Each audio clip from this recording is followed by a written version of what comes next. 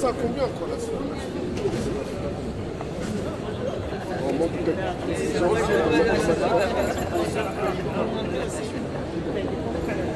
Voilà. Donc, pourquoi est-ce que nous sommes là? Je vous rappelle, nous sommes au tribunal de Paris, qui est porte de Clichy, le 8 octobre. Voilà, donc moi personnellement, j'ai choisi de venir pour soutenir l'écrivain Charles Onana, qui nous a rédigé un livre formidable, qui nous a, à travers ses écrits, nous a éclairé sur l'omerta, ce qui se passe à l'est de la République démocratique du Congo. Je vous rappelle que au-delà des travaux de Charles Onana, nous avons aussi un rapport de l'ONU qu'on appelle le rapport Mapping, où il est bien renseigné sur les activités, enfin, ce qui se passe à l'Est. On parle d'un drame, on parle d'une crise humanitaire sans précédent. Les chiffres s'énorment en millions de morts. Pourquoi? Pour notre confort, vous savez, avec toutes les technologies nouvelles que nous avons, qui sont dans nos domiciles, c'est-à-dire le téléphone portable, nos voitures électriques et tout ça. Donc pour améliorer les conditions de nos vivants, les Congolais, on doit les sacrifier. Donc je trouve ça injuste. Donc je viens ici pour soutenir Charles Onana, son travail. Voilà. Donc ce Charles Onana, il est poursuivi par des associations rwandaises qui veulent le faire taire, parce que c'est clair que ça dérange. Vous savez, le livre, petit à petit, il est en train de prendre son chemin. Petit à petit, les gens sont en train d'adhérer aux travaux de Charles Onana. Et c'est une indignation. Lorsqu'on finit de lire ce livre, on est indigné, on est un peu vidé une partie de notre humanité est un peu vidée lorsqu'on regarde ce livre. Et les images qui sont à l'intérieur, c'est terrifiant. Donc, je peux comprendre que toutes ces associations rwandaises puissent vouloir le faire taire. Parce qu'effectivement, ça dérange leur politique expansionniste et de conquête de l'Est du Congo. Donc nous devons venir ici nombreux, les Congolais, pour faire balancer, pour faire contrepoids. Parce que je rappelle que si M. Onana est condamné cette semaine, ce serait une forme de jurisprudence. Pour nous tous qui venons derrière, moi d'ailleurs je me présente, je suis président de Gomatima, le jour de Goma, c'est une association qui est en train de travailler dans l'ombre. Nous avons des projets pour l'agenda 2025. On veut organiser des grands événements pour financer une caravane qui doit aller à Goma pour soutenir physiquement les jeunes. Parce que c'est bien de s'indigner, mais l'indignation ne suffit pas. Il va falloir qu'avec nos petits moyens, on puisse apporter une assistance déjà à cette jeunesse, à ces martyrs, à ces rescapés, à ces veuves et à ces orphelins. Je m'appelle Gans Santomasi. Je vous remercie.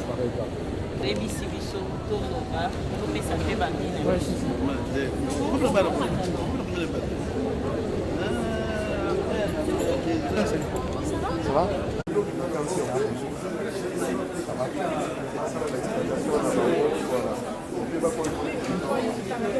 Notre impression est telle que nous nous sommes rendus compte qu'il y a tout un establishment qui est ligué derrière les associations afin d'éteindre la vérité, la voie de la vérité. Donc nous avons vu un Charles Onana combatif qui a su exposer la problématique et pourquoi il était ici. Et il a su expliquer les problèmes qui se passent dans la région du Grand Lac, au Rwanda et au Congo.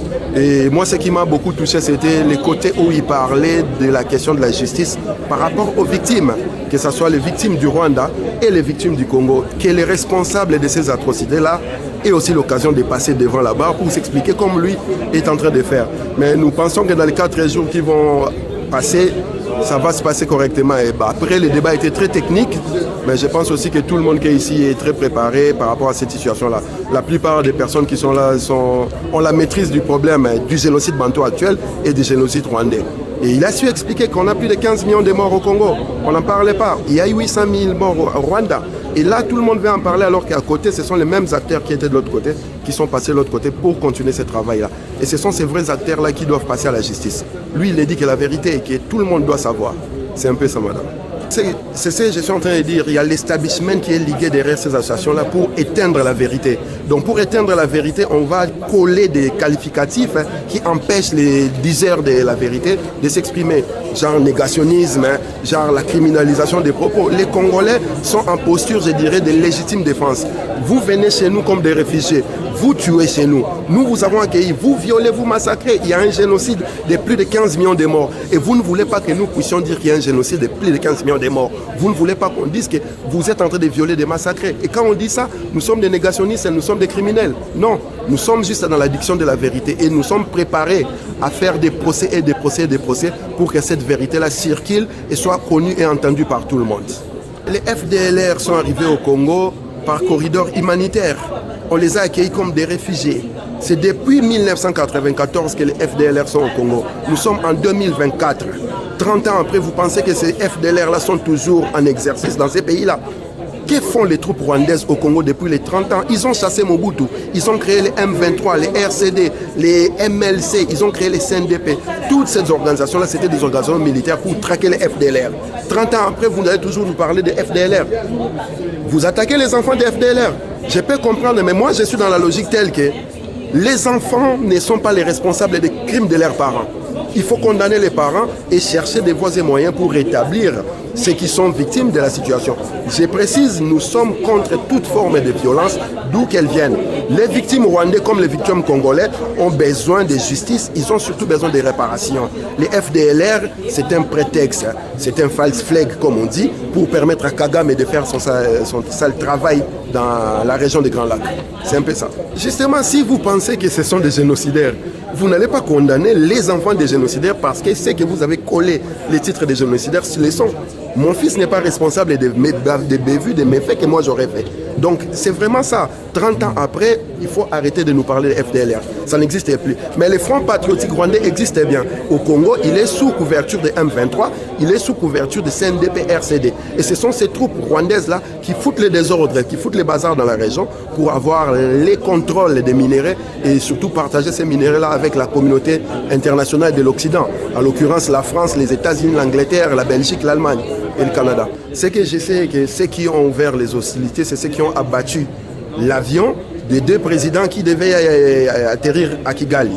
Ceux qui ont abattu cet avion-là, d'après les enquêtes des juges Jean-Louis Bruguère, nous savons très bien que c'est le Front patriotique rwandais. Après, la France a changé Kazakh, il n'y a pas de problème. Moi, je pense que nous ne sommes plus dans la terminologie génocide ou pas. Nous sommes dans la situation où il faut qu'il y ait la justice. Que toutes les victimes puissent avoir gain de la justice et surtout qu'il y ait de la réparation. Et que les responsables de ces atrocités, qu'ils soient rwandais, qu'ils soient congolais, qu'ils soient américains, français, qu'ils passent aussi à la justice comme ils sont en train de faire avec Charles Onana, qui n'a tué personne, qui ne fait que relater une vérité et une vérité qui est très scientifique, qui est sourcée, qui est vérifiable. Je ne comprends pas que Kagame, on puisse dérouler les tapis rouges à Kagame, on puisse donner la francophonie à Moussa Kiabo et à Charles Onana, on les traîne à la justice parce qu'il a dit la vérité. Et c'est là où les bas blessent. Nous avons appris que la vérité sauvera le monde. Ce n'est pas moi qui l'ai dit, c'est Dostoïevski. Donc je pense que nous devons aller dans ce sens-là. Et si nous sommes dans la logique de la vérité, nous parlerons du génocide rwandais parce que les Tutsis, et les Hutus, et les Tutsis se sont entretués. Et s'ils se sont entretués, ils se sont convenus de l'idée que c'est fait un génocide. On ne va pas remettre ça en question. Maintenant, les victimes, ramener la justice pour ces victimes-là. Et les victimes, elles ne sont pas qu'au Rwanda. Elles sont aussi au Congo. Après le génocide rwandais qui a fait 800 000 morts, il y a actuellement au Congo ce que nous appelons les génocides bantous actuels. 15 millions de morts. Ce n'est pas nous qui avons dit que le Congo qui veut devenir la capitale mondiale du viol. Ce n'est pas nous qui avons dit que le viol est utilisé comme arme de guerre au Congo. Ce n'est pas nous qui avons écrit les mapping reports que la communauté internationale à New York cache encore dans les tiroirs pour des raisons qu'elles savent. Nous ne sommes pas l'International Rescue Committee qui a dit en 2006 qu'il y avait déjà plus de 6 millions de morts au Congo et cela pouvait être taxé de génocide. Maintenant, si nous parlons de génocide, même Raphaël Lemki sera mieux placé pour nous expliquer de quoi il est question. Et les Congolais ont besoin de la justice aujourd'hui. Et surtout, nous avons besoin que tous les criminels passent par la justice afin que les âmes de nos frères, sœurs, parents qui sont morts puissent se reposer en paix.